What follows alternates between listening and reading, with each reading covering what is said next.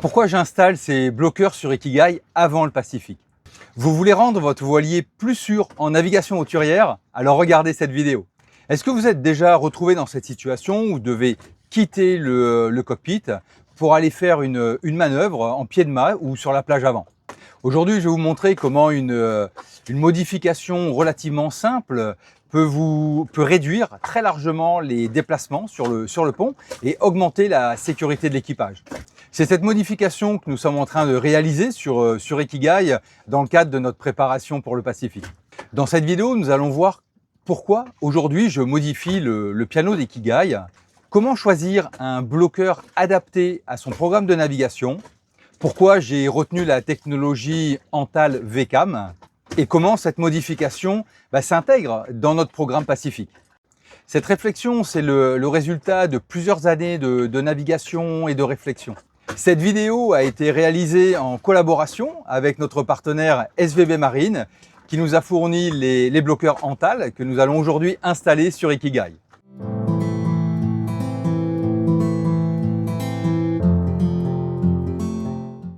Bienvenue sur Ikigai Voyage, la chaîne où on parle de voile, de voyage et de changement de vie. Pour ceux qui ne me connaissent pas encore, je m'appelle Lilian Dupré, je suis psychologue spécialisé en gestion du stress, en préparation mentale et en conduite de changement. Et depuis plus de 25 ans maintenant, j'accompagne des particuliers, des professionnels vers l'atteinte de leurs objectifs. Je suis également Yachtmaster, certifié par la RYA, la Royal Yachting Association au Royaume-Uni. Et depuis 2022, en famille, nous avons laissé derrière nous notre ancienne vie et nous voyageons sur Ikigai au gré de nos projets personnels, de nos projets familiaux et de nos projets professionnels. Sur Ikigai Voyage, je vous aide à transformer votre rêve de vie en mer en une réalité concrète, préparée et sereine.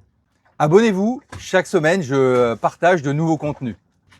Si je vous parle aujourd'hui de bloqueurs, c'est que c'est notre actualité, nous préparons Ikigai pour le Pacifique.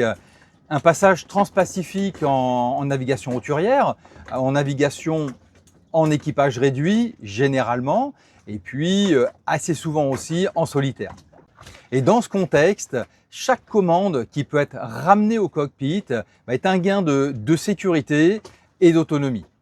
Lorsqu'on parle de bloqueur, la plupart des navigateurs vont immédiatement penser matériel, c'est-à-dire quelle marque choisir, quel modèle, quel diamètre de cordage accepté par le bloqueur. Mais en réalité, ce n'est pas la première question. La première question, c'est pourquoi j'ai vraiment besoin de ce bloqueur-là en particulier. Autrement dit, quel problème je suis en train de résoudre précisément.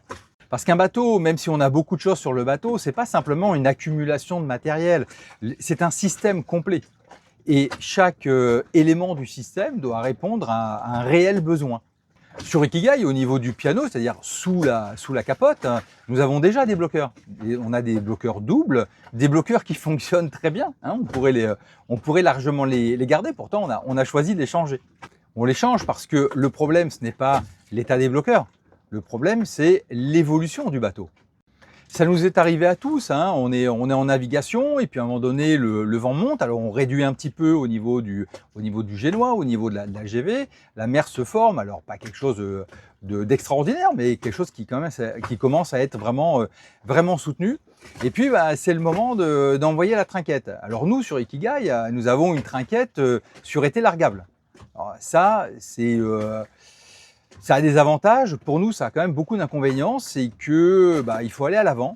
Et comme on est souvent en équipage réduit et ou seul, ou je suis en solo, j'ai pas trop envie d'aller à l'avant dans ces conditions-là. Donc on retarde le moment d'envoyer la trinquette. Et au final, on l'envoie pas. On réduit au maximum le génois. Donc on a quelque chose qui est pas hyper efficace. Après pas mal de réflexions, la décision, l'option qu'on a retenue, c'est de mettre notre trinquette sur emmagasineur. Alors moi, je voulais pas d'enrouleur. Ça fera l'objet d'une autre vidéo. Je voulais pas d'enrouleur et je voulais plus d'été largable.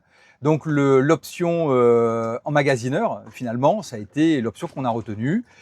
Maintenant, l'autre élément, c'est que je ne voulais pas aller à l'avant. Voilà, je veux rester dans le cockpit.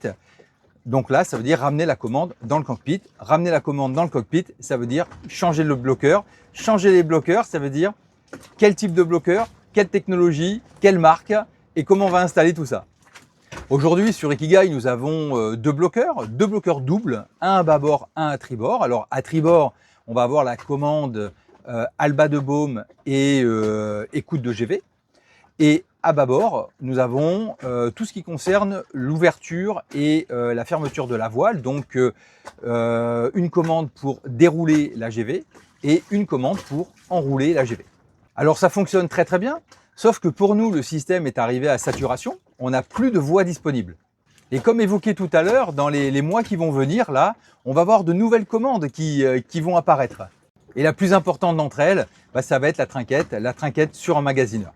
Cette voile est un élément important en termes de sécurité, en termes d'efficacité lorsqu'on va remonter au vent. Une voile qu'on va utiliser sur des plages de vent relativement soutenues. La commande que nous allons faire revenir au niveau du piano, au niveau des bloqueurs, ça va être la drisse de cette trinquette sur emmagasineur.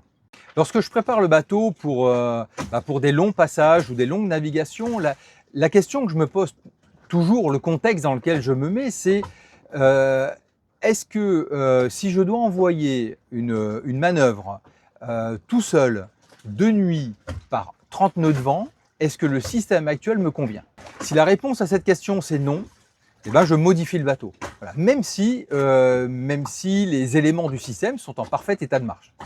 Dites-moi en commentaire combien de manœuvres sont ramenées au cockpit de votre bateau. Bon allez, entrons dans le cœur du sujet.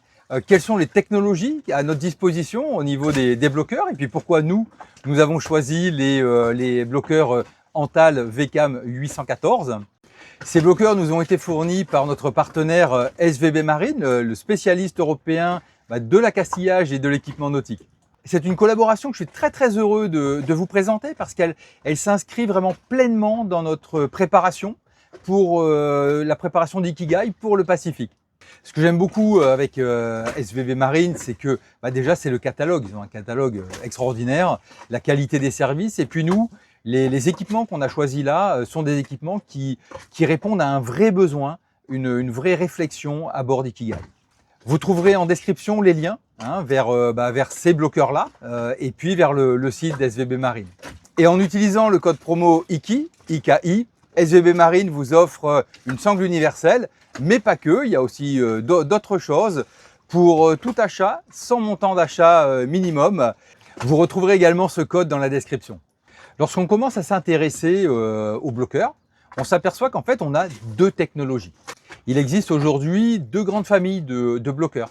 Les bloqueurs dits à cam classiques et puis les bloqueurs dits à cam en V ou VCAM. Alors bien comprendre la différence entre les deux, c'est aussi bien comprendre pourquoi une de ces technologies va être plus adaptée à la grande croisière que l'autre. La cam classique, on l'a tous vu, c'est cette cam qui fonctionne avec des dents, des petites dents là. Et lorsqu'on va fermer, ces dents vont venir écraser le cordage et va venir le bloquer à la traction.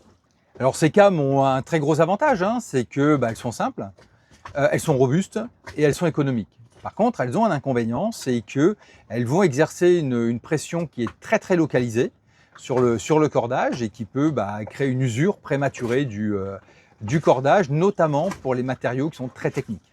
Et en grande croisière, là où les drisses, les écoutes sont sollicitées en permanence, c'est un point qui est important, cette usure, d'autant plus que l'aspect logistique, selon le lieu où on se trouve, pour changer ces manœuvres, peut être extrêmement contraignant. Le bloqueur avec une cam en V, VCAM, repose lui sur un principe qui est différent. On a un profilé en forme de V, qui lorsqu'il va se fermer, va enserrer le cordage, mais ne va pas exercer une pression sur un endroit unique. La surface de contact entre la cam et le cordage est plus grande, ce qui répartit plus, d'une manière plus homogène, la charge. Il faut aussi se rappeler que nous, sur nos bateaux, les réglages qu'on utilise sont presque toujours les mêmes. C'est-à-dire qu'à un moment donné, quand on va étarquer la drisse, le point d'arrêt sera toujours le même. Au niveau des voiles, entre premier, deuxième, troisième riz, les points d'arrêt sont toujours les mêmes. Ça veut dire que le point de pression au niveau du bloqueur, le point de pression sur la drisse ou sur l'écoute, c'est toujours le même également. Les atouts de la came en V, ça va être en premier lieu d'avoir une tenue quand même extrêmement sûre. Ensuite, ça va être une usure réduite des cordages. Et puis, dernier élément, c'est que l'on conserve la possibilité d'ouvrir le bloqueur, même avec une tension résiduelle. En bref, ce qui nous a fait opter pour la came en V, c'est la répartition des charges, moins d'usure au niveau des cordages, une ouverture sous tension, et puis la compatibilité, on va dire, avec différents matériaux au niveau des cordages. Partagez en commentaire vos expériences de manipulation de bloqueurs avec des cordages sous très forte tension. Alors sur Ikigai, nous avons donc opté pour des bloqueurs de la marque Antal, donc technologie VCAM, le modèle 814. Alors les caractéristiques de ces bloqueurs, déjà ce sont des bloqueurs 3 voies, donc on peut faire passer 3 manœuvres, ça c'était important pour nous. Et puis le diamètre de cordage accepté, c'est 10 mm, 12 mm, ça correspond au type de cordage que nous utilisons sur Ikigai. On en a installé 2, un bâbord, un tribord. Alors, le premier critère, lorsqu'on choisit comme ça un bloqueur, ça va être la compatibilité avec le cordage. Nos manœuvres sont en 10 mm ou en 12 mm. C'est important d'avoir un bloqueur adapté à ça.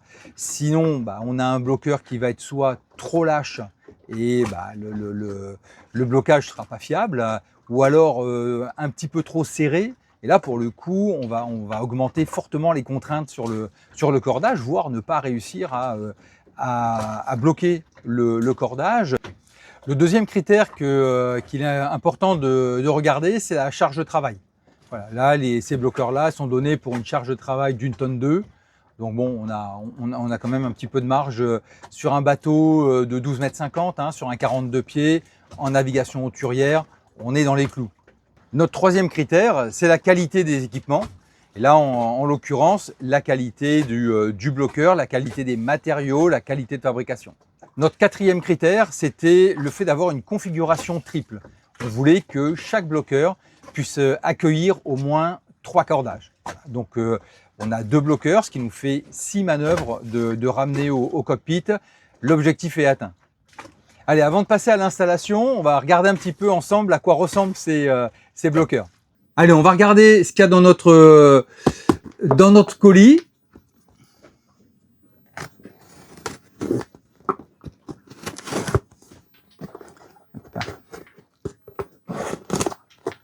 Tac.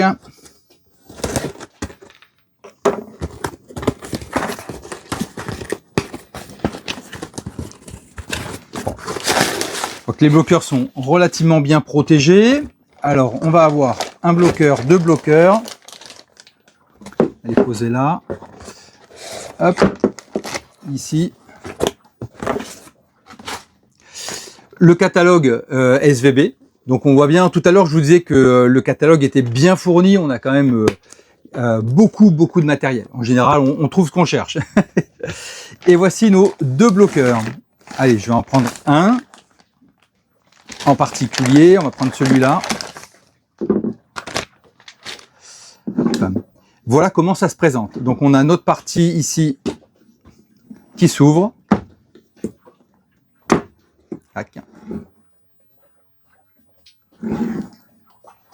On va le regarder un petit peu plus en détail. Alors on a notre bloqueur, donc on voit bien qu'il y a 3 voies. On est bien sur une configuration triple. Donc là le bloqueur est ouvert. On est bien sur du 10-12. Donc là on peut pas se tromper. Et on voit bien la forme en V en fait des cames.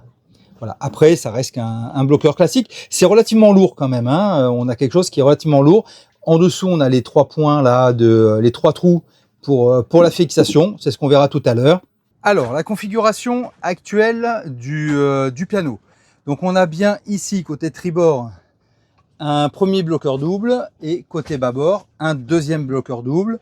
Donc là on a notre bosse enrouleur de GV et là pour la manœuvre pour dérouler ici en bleu le Alba de Baume et ici l'écoute de GV. Donc nous, ce que l'on veut, ça va être de remplacer ces deux bloqueurs par celui-là. Le nouveau bloqueur est ici, il va venir en remplacement de celui-là. Alors comme on dit, ça va sans dire, mais ça va mieux en le disant. Il faut quand même bien vérifier que, vous voyez ici, nous on a deux rebords, un de ce côté, un de ce côté. Bon bah là, il vaut mieux que le bloqueur passe. Vous voyez par exemple, nous, un bloqueur à 4, je suis pas certain qu'il ait de la place. Et vous voyez ici, on a deux anciens trous. Donc je pense qu'au départ, il y avait un bloqueur triple. Il a été enlevé, je ne sais pas pourquoi. J'ai pas l'historique. Bon bah maintenant, on va retrouver un bloqueur triple. Prochaine étape, ça va être démontage. Démontage, ça veut dire passer à l'intérieur et enlever le vaigrage. La prochaine étape, ça se passe dans la cabine arrière. En fait, dans les cabines arrière, parce que comme les bloqueurs sont symétriques, allez, on va les voir. On va pas forcément rentrer tout de suite dedans, parce que pour nous, ça se passe au plafond ici. Le bloqueur est à peu près là. Alors, on va devoir enlever cette partie du vaigrage. Alors, vous l'avez vu, hein, partout où on a pu. Alors, c'est pas moi qui l'ai fait, c'est l'ancien propriétaire.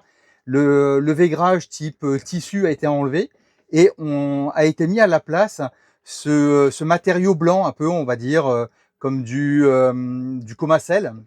Alors, c'est une épaisseur assez fine, hein, qui fait 2 mm. Le gros avantage, c'est qu'en fait, on a juste à dévisser et à faire tomber la plaque.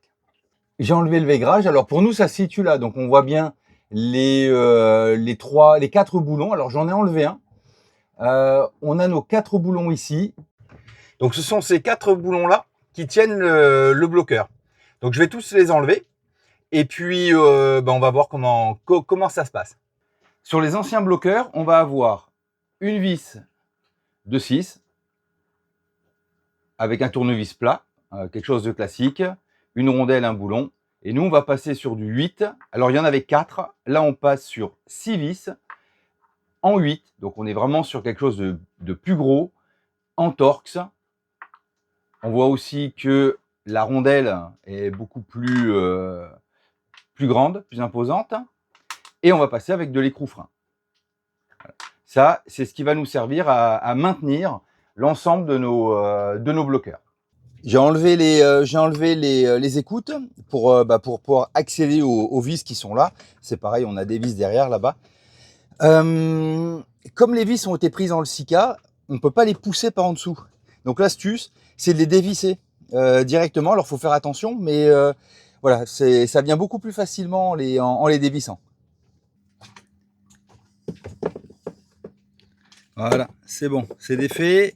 Donc, je vais nettoyer tout ça bien, enlever les petits surplus là, et puis présenter le nouveau bloqueur. Donc les trous là correspondent pas. Je vais quand même, si j'ai un petit peu de bol, les anthrax peuvent correspondre, mais pas forcément sur la longueur. Mais au moins récupérer 3 trous si c'était possible. Allez, ça y est, les 2 bloqueurs ont été déposés. Alors je vous cache pas que ça fait vraiment bizarre de voir le piano comme ça. J'ai du bol. Les 3 trous sont dans les bons anthrax. Bon, il faudra simplement que je reperce derrière parce que le bloqueur actuel est plus long. Bon, là, je suis vraiment content. Bon, maintenant, il n'y a plus qu'à agrandir les trous et puis à poser les nouveaux bloqueurs. Ce que je fais aussi, c'est que je fais un léger tracé. Comme mon trou d'après sera par là, manière de, je l'ai fait pour les 3 pour être à peu près guidé pour le positionnement du bloqueur. Donc je vais agrandir les trous de ceux-là, placer les boulons pour pouvoir faire mon marquage avec quelque chose qui bouge pas, qui glisse pas, parce que le Gelco ça glisse quand même. Donc là, les trous sont percés, la pièce est prête à être mise, hein, j'ai tout vérifié. Ce que je fais, comme il va y avoir pas mal de Sika, c'est que j'aime bien protéger avec le scotch là en papier. Et parce qu'une fois qu'on a mis du Sika partout, le problème c'est que si ça dégouline, ou alors quand on enlève le scotch, à chaque fois qu'on veut nettoyer, on en étale plus que ce qu'on en enlève. Donc je protège, j'ai tracé ici au crayon l'endroit où allait aller la pièce. Et donc j'ai protégé autour, je protège ça aussi. Et j'aime bien faire des petits rebords avec le papier. Comme ça me permet, quand je veux décoller, d'avoir un endroit où je peux tirer. Là aussi, le Sika, s'il faut commencer à gratouiller le ruban là pour le décoller du gel coat, bon, là c'est sûr et certain qu'on va se retrouver avec du Sika de partout. Et comme on est dans des endroits où après on n'a pas la place de mettre les doigts, je préfère l'anticiper. Bon, après chacun fait un peu comme il veut. Allez, ça y est, c'est posé, c'est vissé. Donc, ce que l'on a fait, parce que là, on a besoin d'une deuxième paire de mains. Lorsqu'on place comme ça des choses sur le pont, il en faut un qui soit en dessous pour visser, et puis un qui soit au-dessus pour tenir les vis, les boulons. On y a mis un petit coup de Sika pour faire l'étanchéité quand même, parce qu'il y a tout de même des trous en dessous. Donc voilà, il faut pas mettre trop de Sika, hein, faut simplement faire des cordons pour assurer cette étanchéité. Les bloqueurs sont posés, on a ramené, ça y est, toutes les commandes sur chacun d'entre eux. Donc ici, on a ce que nous voulions dès le départ, c'était avoir la drisse de la future trinquette sur emmagasineur de ce côté-là. Ensuite, on a notre écoute de GV, le Alba. De l'autre côté, on a l'écoute pour sortir la GV, la bosse pour rentrer la GV. On a également une voie de libre. Alors celle-ci, à l'avant, on a deux possibilités, hein. On a également la drisse pour le SPI asymétrique. Mais également, on peut utiliser cette commande-là pour faire un hal haut pour le tangon. Le tangon est assez gros, hein. On a un tango de 5 mètres qui fait 8 cm de diamètre. Et on a pu garder à côté ici une voie libre pour la balancine. Ça, c'est aussi très très intéressant pour nous. Allez, vérification de tout ça, on y va. Donc là, on est bien sur notre écoute de GV. Allez, une dernière chose. Pourquoi nous, sur Ikigai, nous avons choisi de mettre une drisse là-bas et une autre drisse là-bas, à chaque fois à l'extrémité des bloqueurs? C'est simplement c'est un moyen mémotechnique pour nous. Si on regarde le mât, en tête de mât, on a deux drisses qui vont descendre, une d'un côté du mât et l'autre de l'autre côté de la tête du mât. Et elles correspondent exactement à ces emplacements, là et là. Donc c'est simplement un moyen mémotechnique pour nous, pour arriver à s'en souvenir assez facilement en fait. L'idée, c'est que chacun puisse organiser le piano sur son propre bateau d'une façon logique. Pour soi. Il n'y a pas de bonne organisation. Nous, cette organisation, elle nous correspond bien, elle nous semble logique. Et alors cette logique, elle a une importance, pas forcément dans le petit temps, mais elle va avoir une importance lorsque les conditions vont un peu se muscler. Parce que là, il va falloir travailler aux automatismes. Avec un petit peu de stress, on peut facilement oublier, mais finalement, ce bloqueur, il correspond à quoi? Celui-là, il correspond à quoi? Si, lorsque vous l'observez, c'est logique pour vous que ce bloqueur-là soit dédié à cette commande-là, alors là, vous avez tout gagné. Voilà, maintenant vous savez comment ramener vos commandes au cockpit. Vous savez aussi pourquoi nous avons opté pour la technologie VCAM au niveau des bloqueurs. Et vous savez comment installer ceci dans les règles de l'art. Et pour nous, c'est un pas de plus dans notre préparation vers plus de sécurité, plus d'autonomie, pour notre prochaine étape, le Pacifique. Abonnez-vous à Ikigai Voyage. Chaque semaine, je partage des outils concrets pour vous aider dans votre changement de vie à la voile ou dans la préparation de vos croisières en famille ou entre amis. Si ce sujet vous intéresse, retrouvez d'autres vidéos sur le même thème dans notre playlist Sécurité, décision et responsabilité du skipper. Si cette vidéo vous a plu, si elle vous a intéressé, si elle a été utile pour vous, pensez à la partager, c'est ce qui aide le plus la chaîne. Et moi, je vous dis à bientôt pour une prochaine vidéo.